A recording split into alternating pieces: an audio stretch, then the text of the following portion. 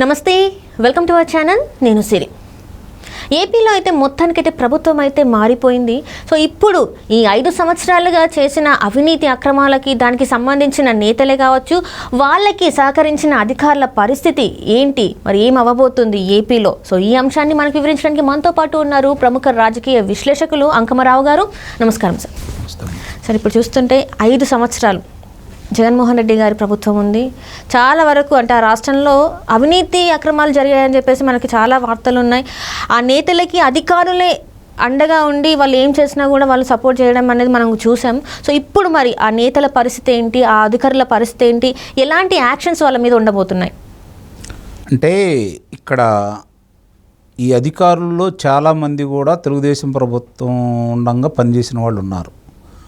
వాళ్ళ మీద ఎలాంటి అవినీతి ఆరోపణలు రాల.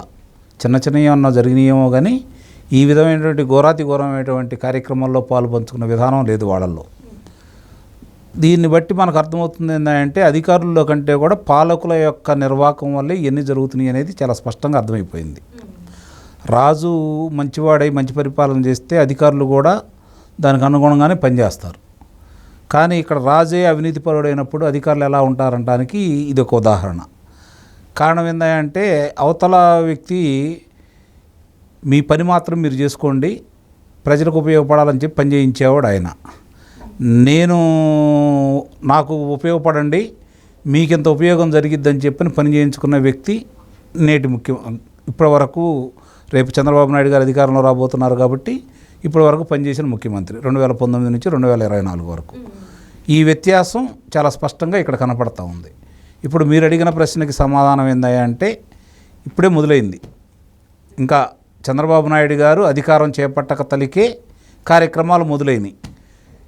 ఎవరైతే ఇబ్బంది పెట్టారో, అన్యాయంగా అక్రమంగా నాయకుల్ని ముఖ్యంగా చంద్రబాబు నాయుడు గారితో సహా అదుపులో తీసుకోవడానికి అవకాశం కల్పించారు, దొంగ అభియోగాలు మోపారు సంజయ్ గారు, మొట్టమొదట ఆయన విదేశాలకి వెళ్ళాలని భావించారు. ఆయన్నే ఆపేయటం కూడా జరిగింది. ఇప్పుడు మద్యానికి సంబంధించి ఎండీగా ఉన్నటువంటి రెడ్డి గారిని కూడా, వాసుదేవరెడ్డి గారిని కూడా ఈరోజు ఆయన ఇంటి మీద సోదాలు మొదలైనవి హైదరాబాదులో. అంటే అందరి జాతకాలు బట్టబయలవుతున్నాయి, ఒక్కోటి బయటకు వస్తూ ఉన్నాయి. దీనికి అధికారులు చేశారు అంటే రాజకీయ నాయకుల ప్రమేయం లేకుండా అయితే జరగదు కదా. అధికార పార్టీ నేతలు, మంత్రులు వీళ్ళందరి ప్రమేయం ఉంటేనే కదా జరిగేది. వాళ్ళకి తెలియకుండా ఏం జరగవు కదా. జరిగితే వాళ్ళే చర్యలు తీసుకునేవాళ్ళు కదా. కాబట్టి వాళ్ళ ప్రమేయంతో జరిగినాయి కాబట్టి ఒక్కోటి మొత్తం వరుసనే బయటకు వస్తూ ఉంటాయి. ఇది మొదలైంది ఈరోజు. ఇంకా రేపు అధికారంలోకి వచ్చేతలికి ఎవరెవరు ఉంటారో చూడాలి. ఇప్పుడు మామూలుగా మనకు చూసుకుంటా ఉంటే నీరబ్ కుమార్ ప్రసాద్ గారు కొత్త సిఎస్గా ఆయన పదవి బాధ్యతలు ఇంతకు ముందే స్వీకరించడం కూడా జరిగింది. ఇక నుంచి ప్రక్షాళన మొదలైద్ది. దాని పర్యవసానం ఏ స్థాయికి వెళ్ళిద్ది అంటే మనం ఊహించినంత స్థాయికి వెళ్ళిద్ది. అంతమంది అవినీతి కోపంలో కూరుకుపోయారు గత ప్రభుత్వంలో. వాళ్ళందరినీ అదుపులో తీసుకొని విచారణ చేస్తే నాకు తెలిసి 15-20 సంవత్సరాలు పట్టొచ్చు. ఈ న్యాయస్థానాలు ఎన్ని వరుస క్రమంలో వస్తాయి అంటే ఈ 5 సంవత్సరాలు చేసిన అవినీతికి ఒకవేళ విచారణ చేపడితే 15-20 సంవత్సరాలు పట్టవచ్చు. నిస్సందేహంగా పట్టవచ్చు. ఎందుకంటే అంటే అంత దోపిడీ జరిగిందంటారా ఏపీలో? దోపిడీ జరగని వ్యవస్థ ఏముంది దాంట్లో?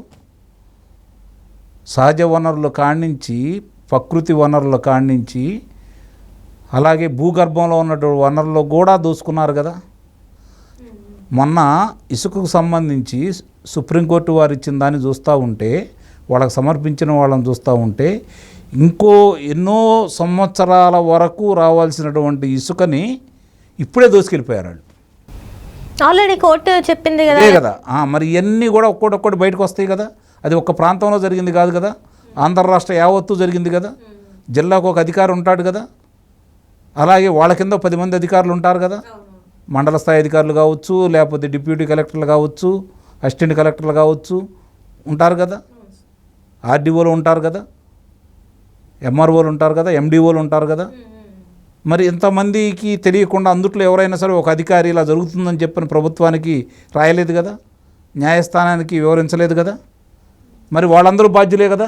అంటే ఇక్కడ ఏంటంటే కొంతమంది అనేది ఏంటంటే భయభ్రాంతులకు గురి చేసి ఇట్లాంటివి మాతో చేపించారు అని చెప్పేసి కొంతమంది అయినా బయటకు వస్తాయి కదా, న్యాయస్థానానికి ఇవన్నీ అవసరం లేదు కదా, ఆధారాలే కదా కావాల్సింది.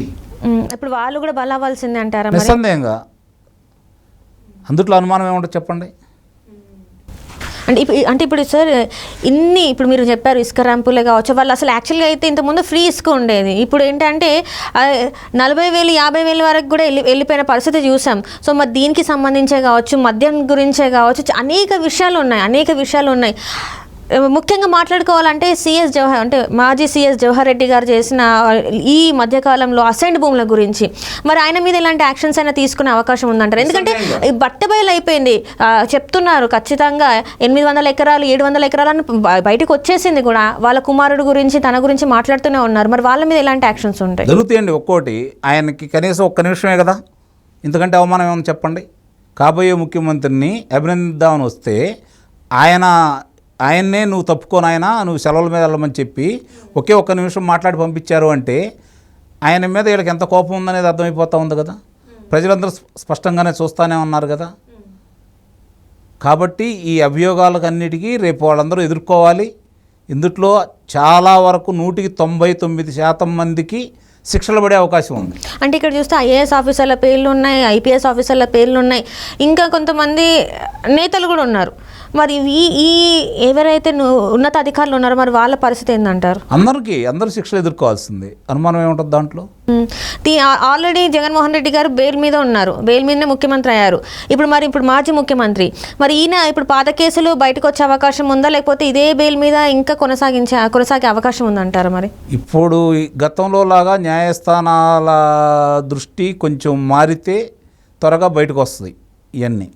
నా వరకైతే ఇంకా అంత తొందరగా ఆయన శిక్ష పడిద్దని అయితే నేనైతే భావించాను. కానీ ఇంతకుముందు ఇప్పుడు కోర్టు ఆదేశించింది కదా కంపల్సరీ ఫ్రైడే రోజు అంటే శుక్రవారం రోజున కోర్టుకి హాజరవ్వాలని. ఇంతకుముందు అంటే తను సాకులు చెప్పారు, నేను ముఖ్యమంత్రి, నాకు చాలా ప్రోటోకాల్ ఉంటుంది, ట్రాఫిక్ జామ్ అవుతుంది, ఇది అది అని చెప్పేసి అన్నారు. మళ్ళీ కేజ్రీవాల్ గారు నువ్వు ముఖ్యమంత్రి అయితే కోర్టుకి ముఖ్యమంత్రికి సంబంధం ఏమని అడగలేదా? మరి ఈయన ఎందుకు అడగలేదు? అదే కదా చెప్పేది. చట్టంలో ఉన్న లొసుకుల్ని ఎలా ఉపయోగించుకోవాలో న్యాయమూర్తుల కంటే కూడా న్యాయవాదుల కంటే కూడా జగన్మోహన్ రెడ్డి గారికి బాగా తెలుసు.